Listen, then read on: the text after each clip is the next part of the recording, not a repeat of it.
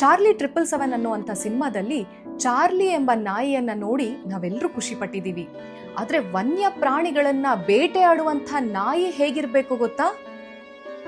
ಮಡಿದ ಕಿವಿ, ಸಣ್ಣ ರೋಮಂ, ಹಿಡಿಕೆಯ ನಡು, ಸೂಜಿವಾಲ ಬ್ರಗ್ಗಡ ಕೋಪಂ, ಸಿಡಿಲರವಸಿಯ ಮೋರಿಗಳಡಿ ಮುಂಚುವ ನಾಯಿಗಳಂ ನೃಪಾಲಂ ಕಂಡಂ. ಚೌಂಡರಸ ಎಂಬುವಂಥ ಕವಿ ತನ್ನ ನಳಚಂಪು ಎಂಬ ಗ್ರಂಥದಲ್ಲಿ ಬೇಟೆ ನಾಯಿಯ ಲಕ್ಷಣವನ್ನ ಹೀಗೆ ಉಲ್ಲೇಖಿಸ್ತಾನೆ.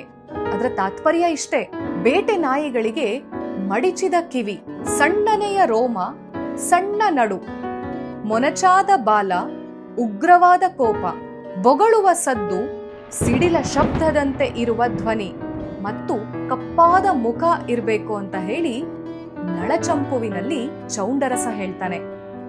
ಕಾವ್ಯ ಅಂದ್ರೆ ಕೇವಲ ಇಂದ್ರ, ಚಂದ್ರ